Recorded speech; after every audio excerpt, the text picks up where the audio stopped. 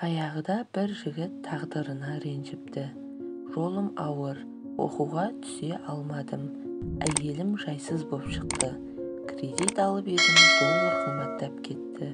Нанға май жағып едім, қолымнан түсіп кетті. Не істесем де жолым болмай-ақ қойды деп. Ал біреулер не істесе де жолдары болып жатады ғой. Солар сияқты жолымды қалай ашсам болады деп қиналып жүр екен. Адамдарға көп өкпелейсің-ау деп едім, қайдан біліп қойдыңыз деп таң қалды. Шынында да оқытпады деп ата-анасына, көмектеспейді деп бауырына, жағдайым жоқ болған соң араласпай қойды деп достарына ренжіп жүр екен. Көкем-ау, ренжігеннен кімнің несі кетті? Алла тағала адамды жаратқанда осының жолын ауыр қылайын, ананың жолын жеңіл қылайын деп бөліп жармайды ғой.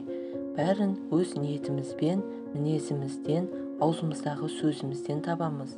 Не болса соған ренжу бұрын менде де болатын. Кеше киноға барыпсыңдар, маған неге айтпадыңдар деп достарыма ренжитінмін. Тойыңа шақырмады деп таныстарыма ренжитінмін. Қалімді біліп тұрмайды деп бауырларыма ренжитінмін.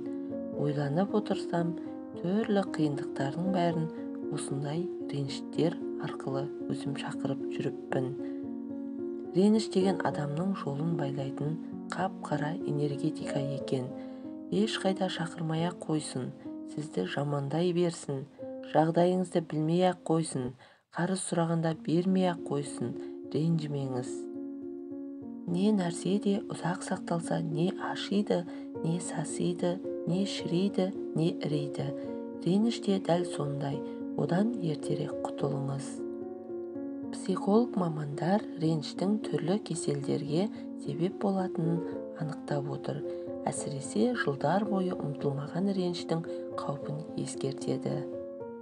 Ренжудің орнына ренжіткен адамды кешіру немесе ренжіткен досыңыздан кешірім сұрау қолыңыздан келмей жатса, онда жақсылық тілеу әдісін қолданып көріңіз. Ренжіткен адамға күнде жақсылық тілеңіз. Егер ол үйсіз болса, оған баспаналы болуды тілеңіз.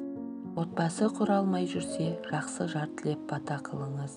Расында да кейде медицинаның дәрмені жетпеген дерт ұзақ уақыт ұмыта алмай жүрген реніштен құтылғанда өздігінен жазылады. Жақсы тілек тілеу арқылы көңіліңіздегі жиналған реніш мұзы біртіндеп еріп жоғалады.